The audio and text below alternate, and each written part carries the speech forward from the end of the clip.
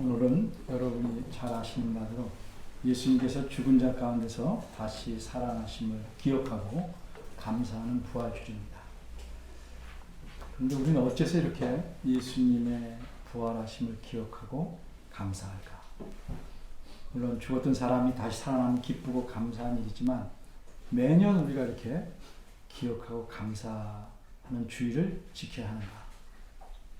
우리와 어떤 연관이 있는데 그렇기 때문에 우리가 이렇게 기억하고 감사하는데 이 부활이 우리에게 어떤 연관이 있는가 생각해 봐야 할 것입니다. 우리 부모님이 안 계셨다면 지금의 내가 있을 수 없듯이 예수님의 부활이 없었다고 가정하면 우리에게 어떤 일이 있게 될까? 이런 모든 질문에 대해서 분명하게 말씀해주는 대답이 있습니다. 그 대답을 읽어보겠습니다.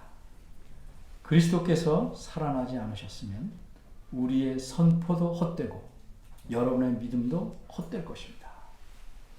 여러분 아직도 죄 가운데 있을 것입니다. 그리고 그리스도 안에서 잠든 사람들도 멸망했을 것입니다. 그리스도 안에서 우리가 바라는 것이 이 세상에만 해당되는 것이라면 우리는 모든 사람 가운데 가장 불쌍한 사람일 것입니다. 표준세번역 개정판으로 고린도전서 15장에서 몇 구절을 읽어보았습니다.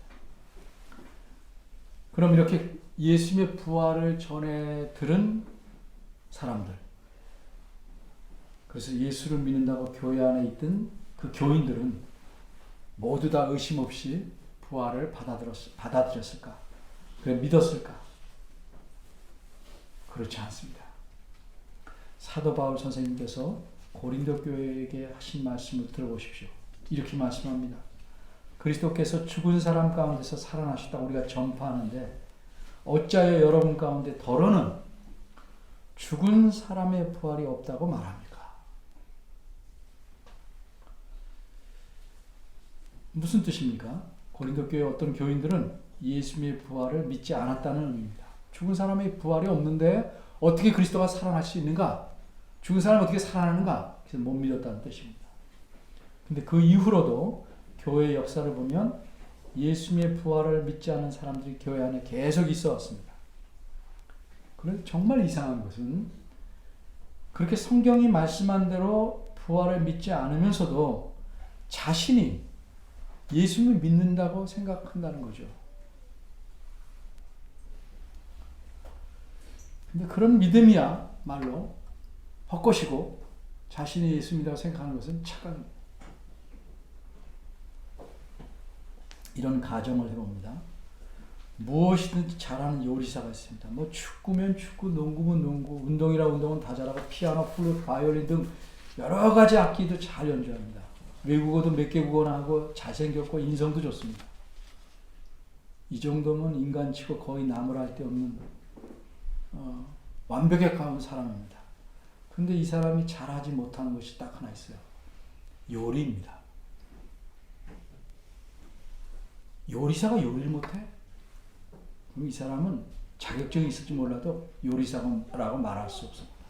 요리만 빼고 나머지 모든 것을 잘하면 요리사가 할 수 있는가? 그렇게 할 수 없는 겁니다. 요리사는 다른 건 못해도 요리는 잘해야 됩니다. 마찬가지로 아무리 지식이 많고 삶이 본받을 만하다고 해도 예수의 부활을 성경 말씀하는 대로 믿지 않으면 그는 예수 믿는 그리스도인이 아닙니다. 그러기에 부활을 성경 말씀대로 믿을 수 있다 하는 것은 하나님의 은혜입니다.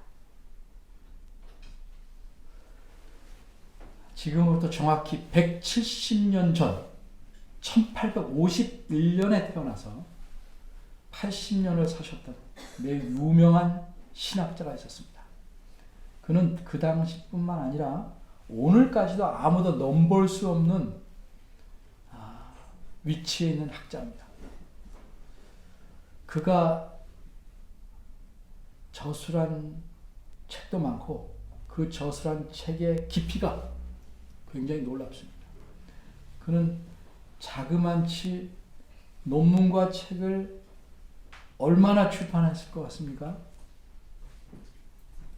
저도 이렇게 많이 한 줄 몰랐습니다. 1600편 이상입니다. 읽어봤어요. 160이 아닐까 혹시? 1600편.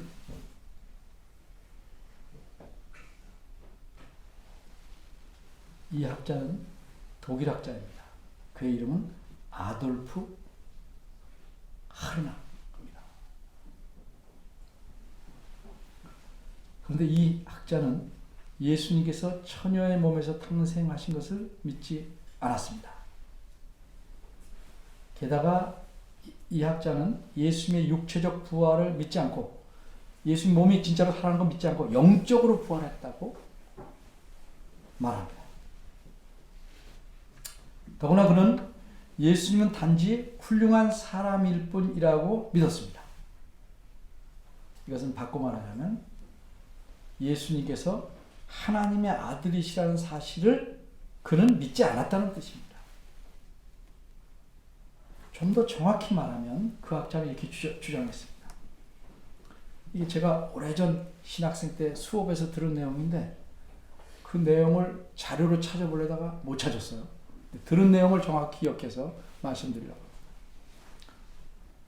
예수님은 영적으로 아주 평안하고 아주 강한 사람이고 신실한 사람이기 때문에 그렇게 삶을 살고 난 후에 하나님께서 그를 하나님의 아들로 인정하셨다 라고 주장했습니다. 원래는 하나님의 아들이 아닌데 나중에 훌륭한 삶을 사니 하나님의 아들로 인정하신 것 뿐이다 라는 뜻입니다. 따라서 과연 그렇게 실력있고 연구를 많이 한 학자가 예수님에 관해 주장한 이런 내용이 옳은가? 다시 말해서 예수님은 처음에는 하나님의 아들이 아니었다가 그냥 단순히 사람이었지만 후에 하나님께서 그를 높이 평가하셔서 하나님의 아들로 인정하신 걸까? 오늘 본문 4절의 중간을 보니 무슨 말씀이 있습니까? 하나님의 아들로 인정되셨으니 라는 표현이 나옵니다. 아, 이게 성경적으로 옳은 게 아닌가? 그렇다면 독일 학자의 주장이 성경적으로 맞는 것이 아닌가? 라고 생각할 수 있겠죠? 이런 질문에 대한 대답을 하기 위해서 오늘 본문을 두 가지로 나눠 살펴보겠습니다. 첫째는 하나님의 아들과 구원, 둘째는 하나님의 아들과 부활. 첫째입니다. 하나님의 아들과 구원. 혹 어떤 분은 예수님만 믿으면 되지. 예수님이 하나님의 아들인지 아닌지가 왜 그리 중요한가? 라고 마음에 물음이 생길 수도 있습니다. 이분이 우리 엄마인 줄 알면 되지. 엄마에 대해 뭐 이렇게 자세히 알아. 그냥 엄마가 엄마다 알면 되지. 거기까지 어릴 땐 가능하죠. 그러나 성숙하면 거기서 멈추면 안 됩니다. 그래서 먼저 어째서 예수님을 하나님의 아들로 믿는 것이 중요한지를 생각해 봐야 됩니다. 이 중요성을 분명하게 말씀하는 성경 말씀이 있는데 한 구절을 예를 들면 요한복음 20장 31절입니다. 거기서 이렇게 말씀합니다. 오직 이것을 기록하는, 요한복음을 기록한 것은 너희로 예수님께서 하나님의 아들이시고 그리스도이심을 믿게 하려 하며 또 너희로 믿고 그 이름을 힘입어 생명을 얻게 하려 하십니다. 이 말씀에서 우리가 알 수 있는 게 뭡니까? 예수님을 믿어야 얻게 되는 것이 생명이라는 사실입니다. 예수님을 안 믿으면 생명을 얻을 수 없어요. 여기서 생명이란 단순히 죽음의 반대말이 아니고 요한복음에서는 영생을 의미합니다. 다른 말로 바꿔 말하면 구원을 의미합니다. 예수님을 믿어야 구원을 얻을 수 있다는 말씀입니다. 그런데 조금 아까 말씀에서 하나 더 알 수 있는 중요한 사실이 있어요. 뭐예요? 예수님 믿는다는 건 그저 내 마음에 원하는 대로 믿는 것이 아니라는 거죠. 내 감정에 믿는다, 확신이 있다 하면 믿는 게 아니라는 거죠. 성경 말씀에서 요구하는 대로 믿어야 그게 믿는 거라는 거예요. 그거 어떻게 믿어야 합니까? 요한복음 2장 31절이 말씀한 대로 믿어야 됩니다. 예수님이 하나님의 아들이시고 그리스도이심을 믿어야 합니다. 이게 믿음의 핵심입니다. 예수님이 하나님의 아들이시고 그리스도이시다. 이거 없이 그냥 예수님 믿는다? 믿음이 아닙니다.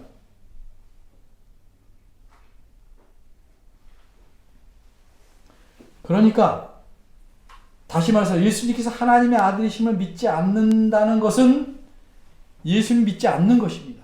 그래서 그런 사람에게는 구원이 없습니다.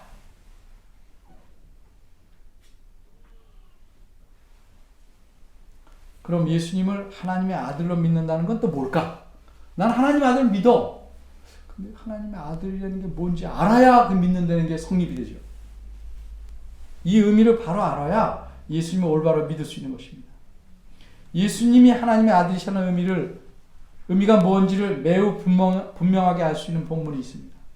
그 본문은 요한복음 5장 17절, 18절입니다. 전에도 제가 설교한 바 있지만 설명으로 해서 좀 말씀드리겠습니다.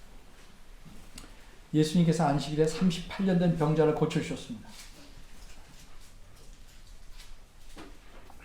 그러자 유대인들이 안식일에 그렇게 병자 고친 일을 했다고 핍박하기 시작합니다. 그러자 예수님께서 그들에게 뭐라고 말씀하셨습니까? 내 아버지께서 이제까지 일하시니 나도 일한다. 이렇게 말씀하셨습니다. 여기서 유대인들이 이 말씀을 듣고 문제를 삼은 게 뭐예요? 하나님을 가리켜 내 아버지라고 말했다는 겁니다. 그게 왜 문제일까? 이 말은 바꿔 말하면 예수님이 자신을 하나님의 아들이라고 인식하고 말했다는 거죠. 하나님을 아버지라고 했으니까 자기는 누구라고 인식하고 있는 겁니까? 하나님의 아들이다.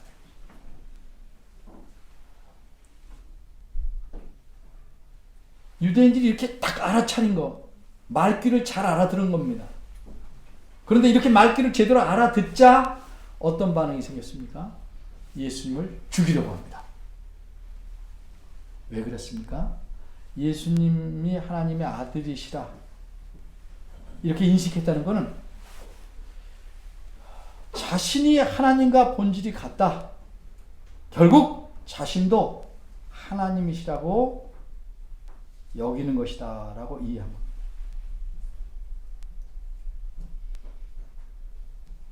예수님이 나는 인자다, 사람의 아들이다 이렇게 말씀하셨죠. 무슨 뜻이에요? 나도 사람이다 이 말이죠. 물론 그 표현은 다니엘에서 따왔지만 나 사람이다.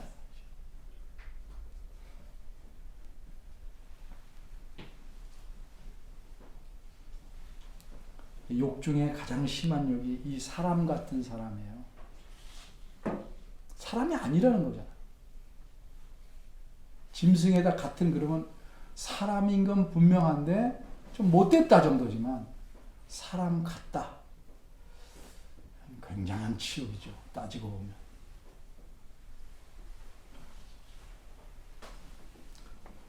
이렇게 예수님이 자신이 하나님의 아들이다. 본질상 나도 하나님이다. 라고 인식한 것을 이해하니까 유대인들은 어떻게 반응했습니까? 요한복음 5장 18절의 하반절에 이렇게 말합니다.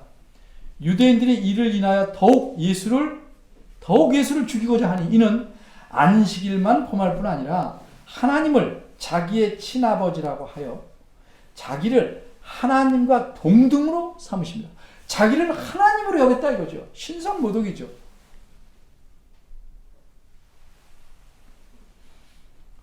이후에도 예수님이 이런 말씀하셨습니다.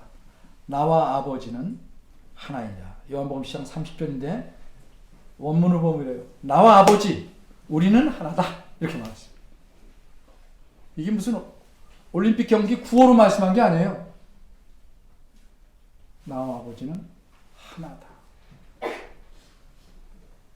본질이 같다. 나도 하나님이다 이 말이죠. 쉽게 말하면. 대등한 하나님이다. 그렇게 말씀하시니까 유대인들이 어떻게 반응했습니까? 다시 돌을 들어 치려고 했습니다. 죽이려고 했습니다. 그럼 이제 예수님을 하나님의 아들로 믿는다는 건 그 의미가 무엇인지 정리합니다. 예수님도 본질상 하나님이시다. 신이시다. 그러나 성부 하나님과는 구별된 인격체이시다. 그러기에 하나님의 아들이라고 하시는 것은 아버지 하나님과 구별되지만 본질은 같다는 걸 가장 근접한 표현으로 아버지와 아들로 표현한 것이다.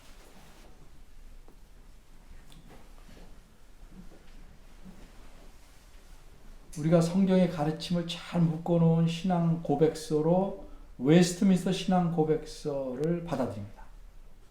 우리의 정관에도 처음에 나옵니다. 그 웨스트민스터 신앙 고백서 제2장 3항에 보면 이렇게 표현하고 있습니다.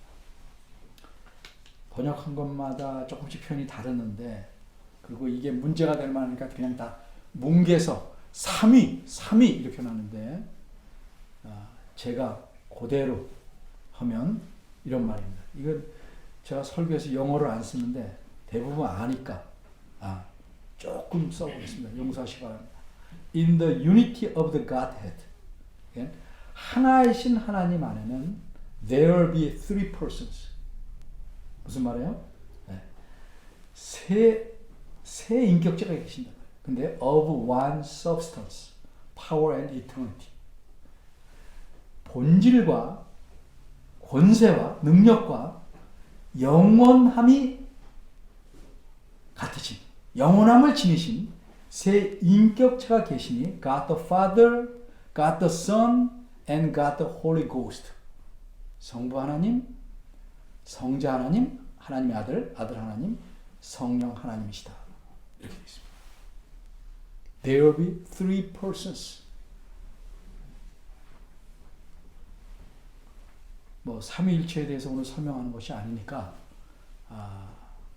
모든 걸 다 말씀드리지 않지만, 우리 성경에서 좀 아쉬운 것은 성경에서 하나님은 하나이시다라고 말한 것까지 한 분이라고 표현하는 바람에 우리에게 세 분이다, 세 인격체란 말 쓰기가 매우 조심스럽습니다.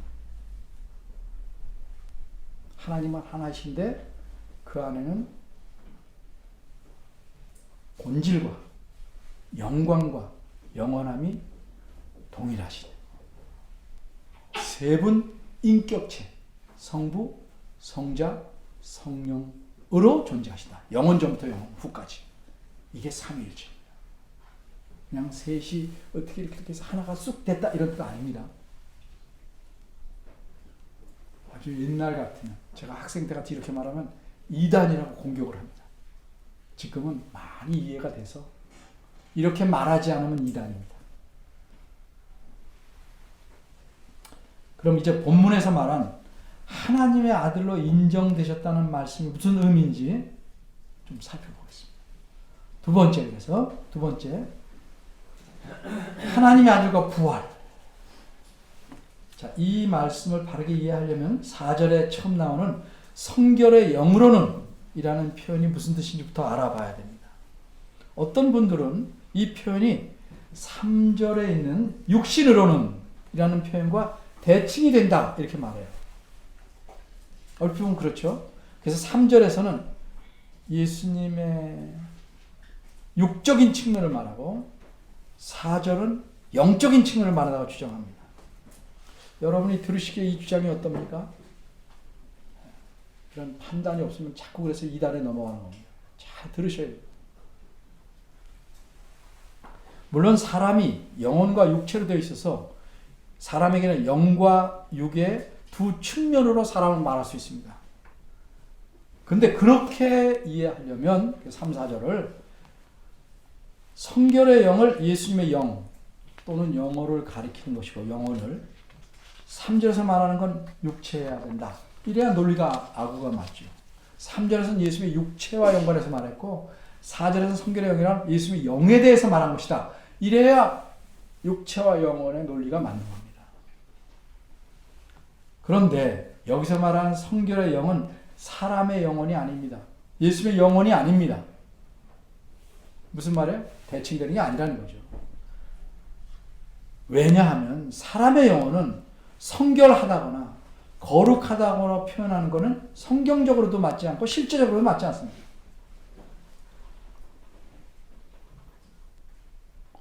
그렇게 3절과 4절은 예수님의 태어남의 육적인 면과 영적인 면을 말하는 게 아닙니다. 서로 대칭되는 게 아니니까. 그럼 성결의 영이란 무엇인가? 이 표현은 한마디로 성령님을 가리킵니다. 성령님. 쉽게 말하면 성령이란 낱말을 풀었으면 뭡니까? 성령. 무슨 뜻이에요? 거룩한 영. 그렇죠? 성경 뭐예요? 거룩한 경전. 거룩한 영이 성령입니다. 근데 이렇게 성령을 풀어서 거룩한 영 이렇게 말하죠. 네. 우리가 천지, 하늘과 땅 이렇게 하듯이 성령, 거룩한 영이에요. 근데 우리말 표현에서는 좀 낯설지만 원어나 때론 영어에서도 거룩한 영을 또 다른 식으로 표현해요. 어떻게 얘기하냐면 거룩함의 영. 그러니까 명사와 명사를 써서 붙여놓는 거예요. 제가 지난번에 얘기했죠. 버터 바른 빵이 어떻게 한다고요? 버터와 빵 이렇게 표현한다고 했죠. 그래서 굳이 우리말 예를 하나 들어봐라. 그러면 미인은 뭐예요? 아름다운 사람. 미인이죠. 줄임말이. 근데 이렇게도 표현하는 게 꼭 가능하지 않아요? 아름다움을 지닌 사람. 혹은 아름다움의 사람. 또 미인으로 이해할 수 있겠죠? 이런 표현이 우리말에서는 낯설지만 원어나 영어에서는 낯설지 않은 거죠. 성결의 영이라는 건 뭐예요? 거룩한 영. 누굴 가리켜요? 성령을 가리키는 것이다. 이렇게 바르게 이해했기 때문에 우리말 개역 말고 우리가 보는 거 말고 표준사변역 개정판 성경에서는 아예 여기 뭐라고 그러냐면 성령이라고 번역했어요. 참 잘했죠?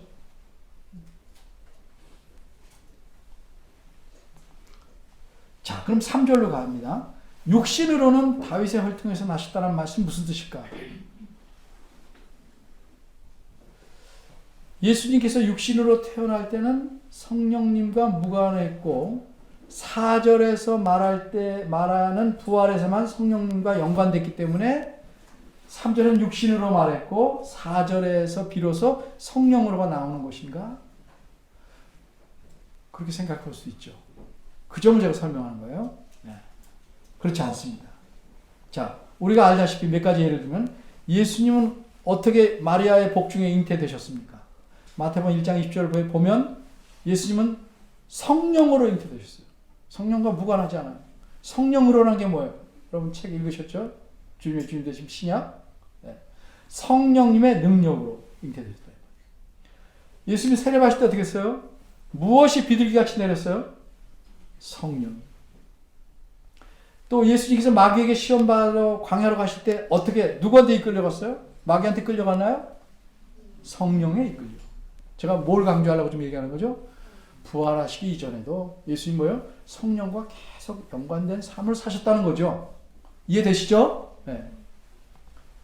또 시험 받으러 가실 때만 성령이 이끌어 가셔서 광야에 던지신 게 아니에요. 시험 받는 내내 40일 동안 예수님은 성령에 이끌리시며 마귀에게 시험을 받았다. 누가복음 4장 1절 2절이에요. 누가복음 4장 14절을 보면 예수님께서 그 다음에 갈릴리로 돌아가셨는데 이것도 성령의 권능으로 일어난 일입니다. 그럼 그 다음에 성령과 관계없을까요? 그 예수님께서 십자가에 달려 죽을 때까지 어떤 일 하셨어요? 하나님 말씀을 전하시고 가르치셨죠? 이 또한 누구로 인한 일이에요? 성령님으로 인한 일이에요. 왜 이렇게 말할 수 있냐? 성경이 이렇게 말씀하거든요. 요한복음 3장 34절 보면 하나님의 보내신 이는 하나님 말씀을 한다. 근데 하나님 말씀에 하는 이유는 뭐냐? 이는 하나님이 성령을 한량없이 주셨기 때문이다. 예수님께서 죽을 때까지 하나님 말씀 전하시고 가르치셨는데 그게 어떻게 저절로 된 거예요? 성령 하나님을 한량없이 주셔서 가능했던 일이다 하는 거죠. 제 핵심은 부활하시기 전에 이 땅에 사실 때는 성령과 무관하게 사신 게 아니라는 점입니다. 그러니까 이 세상 계실 동안에도 내내 예수님은 성령과 함께 하셨으니 4절의 성령으로라는 표현을 부활 때만 나타나는 것으로 보면 안 되고 성령이 저 때는 없었고 이때는 있었다 이렇게 대조한 것도 아니란 뜻입니다. 여기까지 이해되시죠? 네. 지금 이해 안 되면 이 다음에 또 설교 원고일 때 이해하지 그러지 마시고 네. 지금부터 잘 이해하시면 이 다음에 훨씬 더 잘 이해하게 돼요. 어려운 건 여러 번 들어야 되는 거예요. 그런데 처음에 잘 들어야 그게 씨가 돼서 잘하면서 이해가 되는 거지 처음으로 애들 말로 생판 처음 들어서 몰라요. 정리하면 3절은 예수님께서 다윗의 혈통, 즉 다윗의 성령과 무관하다는 뜻이 아니고 예수님은 다윗의 혈통, 즉 자연의 다윗의 후손으로 태어났다는 걸 강조하는 거예요. 3절에서는 예수님 태어난 거는 다윗의 후손으로 태어났다는 걸 강조하는 것이고 4절은 좀 더 다른 걸 강조하는 겁니다. 그럼 왜 예수님이 다윗의 후손으로 태어난 걸 강조한 것일까? 왜 그 사실을 강조했을까? 하나님께서 장차 오실 메시아 그리스도는 다윗의 후손으로 오실 거라고 계속 구약 성경에서 선지자를 통해서 약속하셨기 때문에 그러니까 약속대로 메시아를 통해 다윗의 후손을 통해서 메시아가 나와야죠. 그 메시아는 왜 이 세상에 옵니까? 죄인들을 그들의 죄에서 구해서 하나님께로 이끌어 오시기 위함입니다. 그 뜻이 뭐예요? 죄인들을 자기 죄에서 구원한다. 그게 예수의 뜻이.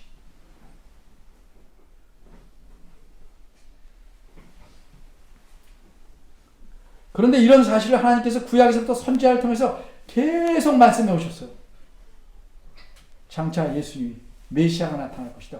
그의 이름이 예수라 할 것이다는 마태복음 1장에 나오는 것이고 그 전에는 그리스도가 온다. 메시아가 온다. 어디서? 다윗의 후손에서. 계속 말씀했어요. 참 근데 죄에서 건져낼 거니까 기쁘고 복된 소식이죠. 그래서 이것을 뭐라고 그러냐면 1절에 보면 하나님의 복음이라고.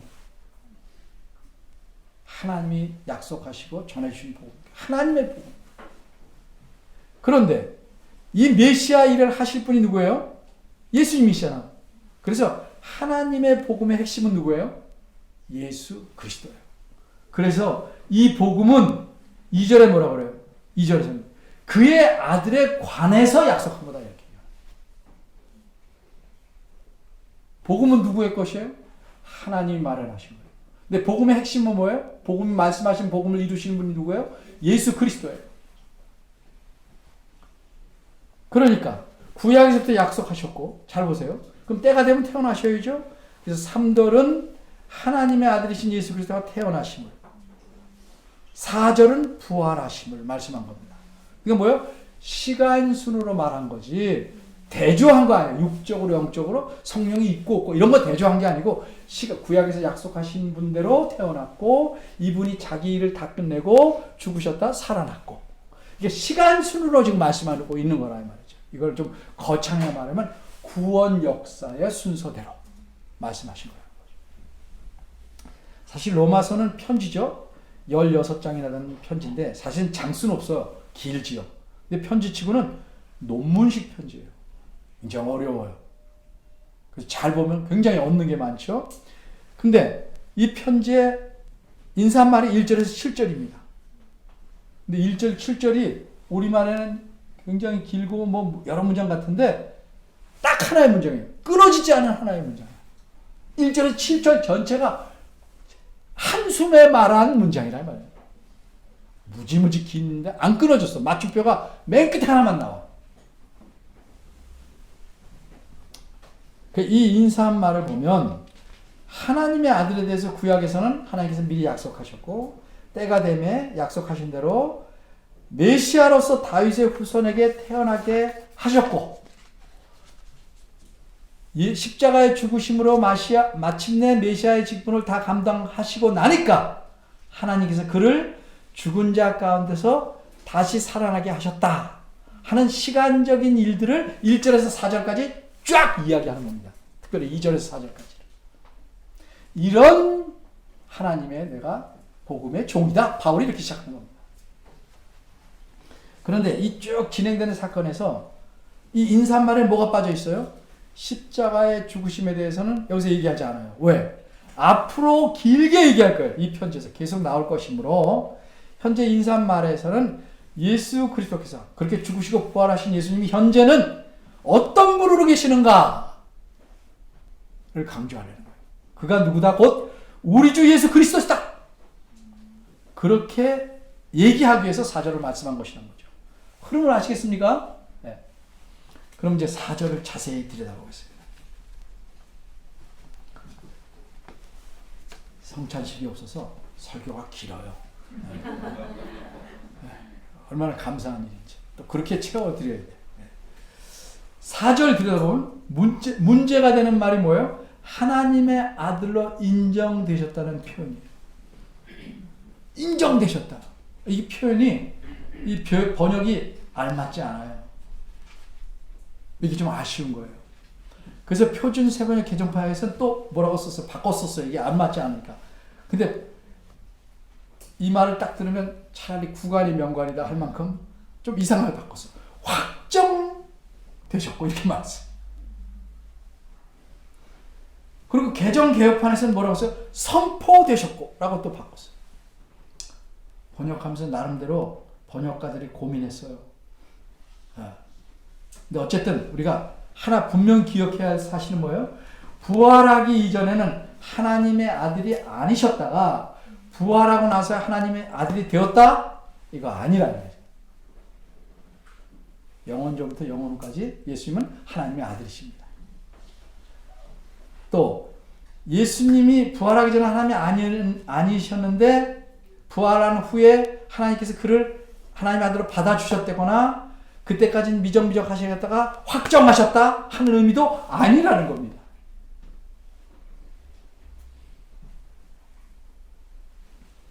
여러분이 잘 아시는 바대로 예수님이 세례 받으실 때 하늘에서 누가 말씀하셨죠?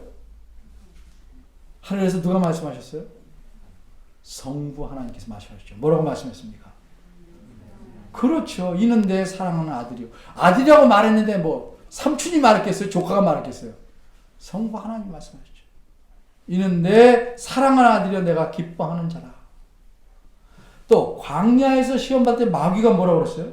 네가 만일 하나님의 아들이여든 명하여 이 돌들이 떡덩이가 되게 하라. 여기서 이 우리말 때문에 만일 하나님의 아들이여든 표현이 가정이 아닙니다. 이거는 원어에서는 가정이 아니고 이건 이런 의미예요. 내가 하나님의 아들이니까 이 만일을 빼야 돼. 내가 하나님의 아들이니까 아니 만들어봐 충분히 할 수 있잖아 이런 뜻입니다. 또 예수님도 요한복음 5장에서 좀 전에 예를 들은 하나님을 뭐라고 했어요? 내 아버지라고 말씀했어요. 그러니까 성부 하나님도 하나님의 아들이라고 하셨고 사탄도 하나님의 아들이라고 그랬고 예수님 자신도 자신이 하나님의 아들이 사실을 분명히 알고 있었어요. 예수님은 이 세상에 오시기 전에도 하나님의 아들이셨고 이 세상에 계실 때도 하나님의 아들이시고 부활하시는 후에도 하나님의 아들이십니다. 왜? 하나님의 아들인가 뭐 그분도 하나님이시다. 신이라는 건 바뀌지 않아요. 그래서 부활한 후에 하나님의 아들이 된 듯한 느낌을 주는 인정, 확정, 선포 이런 표현은 아쉬운 표현입니다. 나름대로 고민을 많이 했지만 아쉽습니다. 그럼 이제 본격적으로 하나님의 아들로 인정되셨다는 표현은 어떤 의미일까? 원문에 하면 이게 고민한 사람들이 그 말을 쓰는데 고민하는데 제가 뭐 더 좋은 말을 고를 수 있겠어요? 그냥 풀어서 설명할 수밖에 없어요. 우리말 성경을 보면 성결해요. 성령께서 능력으로 부활하여 능력으로 하나님의 아들 인정되셨으니 그랬으니까 얼핏 보면 성령께서 능력으로 즉 성령의 능력으로 예수님을 하나님의 아들로 인정하신 때가 부활하신 후다 이렇게 말씀하는 것처럼 보입니다. 그런데 원문의 의미는 풀이하면 이렇습니다. 여기서 능력이란 성령의 능력을 가리키는 것이 아니고 하나님의 아들과 연결되는 표현입니다. 다시 말해서 예수님께서는 부활 전에도 분명히 하나님의 아들이셨으나 메시아의 직분을 감당하셔야 돼요. 그러면 신의 능력을 쓰지 말아야죠. 자기를 위해서는. 반칙이니까. 오로지 사람으로서 그 직분을 감당하셔야 돼요. 사람의 대표자니까. 그러니까 자신의 능력을 자신을 위해서, 하나님의 아들의 능력은 자신을 위해서는 전혀 사용하지 않았어요.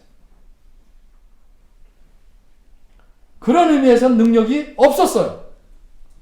비유하자면, 그래서 사탄 나부랭이가 예수님을 40일 동안 맘먹고 시험할 정도로 예수님은 능력이 없었어요. 그러니까 함부로 대드는 거죠. 이래라 저래라. 그런데 예수님께서 메시아 직분, 그리스도의 직분을 다 이루시는 것, 이제 다 이루셨다. 그 다음으로는 하나님의 아들로서 자신의 모든 능력을 다 사용하실 수 있는 막강한 분이 되셨다는 거죠. 원래 하나님 나라의 하나님의 아들로서의 그 능력을 마음껏 발휘하게 되셨다는 의미예요. 쉽게 말하면. 따라서 4절은 성령으로 인해서 예수님은 완전한 권세를 가진 하나님의 아들의 직임에 세워졌다는 의미입니다. 하나님의 아들이 아니었다 됐던 게 아니고 아들로서 이제는 자기가 가진 권세를 다 사용할 수 있는 위치에 서게 됐다, 이런 뜻입니다. 그럼 이렇게 완전한 권세를 가진 직분, 위치가 무엇일까? 이거 로마서 누가 썼죠? 사도 바울이 썼죠? 1절에 나오죠? 예수 그리스도의 종 바울은 이랬잖아요. 네. 이 바울이 이거 설명하는 글이 있어요. 다른 편지에서.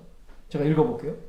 이러므로 하나님이 그를 십자가에, 메시아 직분을 다해서 십자가에 죽으셨으므로, 그리고 부활하셨으므로 하나님이 그를 지극히 높여 모든 이름 위에 뛰어난 이름을 주사 하늘에 있는 자들과 땅에 있는 자들과 땅 아래에 있는 자들과 모든 무릎을 예수의 무릎에 꿇게 하시고 모든 입으로 예수 그리스도를 주라 시인하여 하나님 아버지께 영광을 돌리게 하십니다.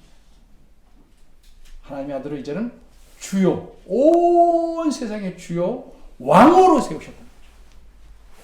그 자리에 이르셨다는 거죠. 지금 세상은 누가 다스리십니까? 예수 그리스도께서. 요한계시록 공부했죠?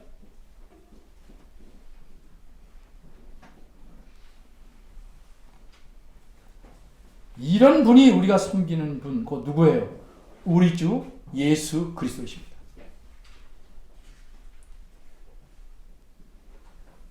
그냥 뭐 당하기만 하고 이런 예수님이 아니에요. 공의롭게 자기의 모든 권능을 사용하실 수 있는 왕으로서, 주님으로서. 많은 그리스도인들이 입에서 뭐라고 그래요? 하나님의 영광을 위해 산다고 해요. 또 그렇게 살기를 원해요. 좋은 일이에요. 그런데 그렇게 사는 가장 중요하고 근본적인 길이 어떤 건지 아십니까? 금방 읽은 말씀에 답이 나와 있어요. 뭡니까? 예수 그리스도를 주라 시인하여, 그분 앞에 무릎을 꿇고 예수 그리스도를 주님이라 시인하여 하나님 아버지께 영광을 돌리게 하셨느니라. 무슨 뜻입니까? 예수 그리스도를 주님으로 신실하게 섬기고 사는 일, 이것이 하나님께 영광을 돌리는 가장 근본적이고 중요한 일입니다. 그분을 주님으로 모시는 거예요. 입으로만이 아니라 주님으로 모시는 거예요.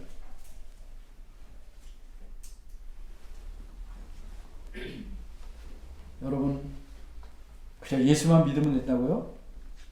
그럼 예수님을 어느 정도 믿고 사십니까? 그분을 주님으로 믿고 사십니까? 아니면 그냥 상담 파트너예요? 아니면 물주예요? 예수님을 얼마나 신뢰하고 사십니까? 얼마나 공경하고 경외하며 섬기며 살아가십니까?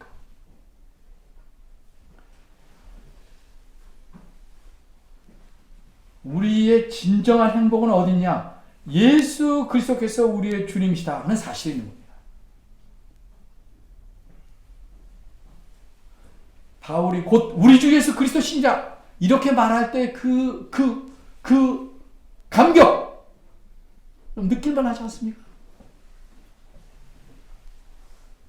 우리의 주님이 예수 그리스도시다. 이것만큼 놀랍고 힘이 되고 기쁨과 위로가 되는 일은 저는 없을 거라고 생각합니다. 믿음이, 그리스도에 대한 신뢰, 믿음이 자라나면요, 자기 자신이 제일 중요하지 않아요. 자기 감정이 제일 중요하지 않아요. 자기 인생이 그렇게 인생이 제일 중요하지 않아요. 내가 주인 돼서 살려고 그러지 않는단 말이죠. 네? 바울이 뭐라고 했습니까? 내가 만물의 찢기같이 되었다. 그런데 십자가 외에는 자랑하지 않겠다. 그분이 주님됨을 가장 높이고 살았어요. 내 인생, 내 자신, 내 감정, 내 계획, 이걸 주인으로 모시고 살려 하지 말고 예수님을 주님으로 모시고 살아야 됩니다. 예수님 말씀대로 살아봐야 합니다. 예수님을 신실하게 섬기는 것이야말로 하나님을 영화롭게 하는 가장 중요한 일이다. 이 사실을 잊지 마시고 그렇게 힘써 우리 살아가 봅시다. 기도하겠습니다.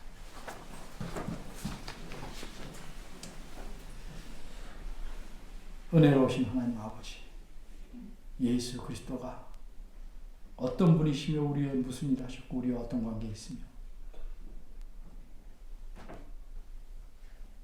이런 모든 중요한 일들을 잠시 살펴보았습니다. 입으로는 예수님이 주라고 고백하지만 그 말에 담긴 많은 의미를 놓치고 살진 않았는지 깊이 생각하도록 도와주옵소서. 그래서 우리가 그리스도를 주라 섬기고 사는 삶의 깊이와 넓이와 그 감격과 은혜가 더욱 넘치기를 간절히 바랍니다. 예수님 이름으로 기도합니다.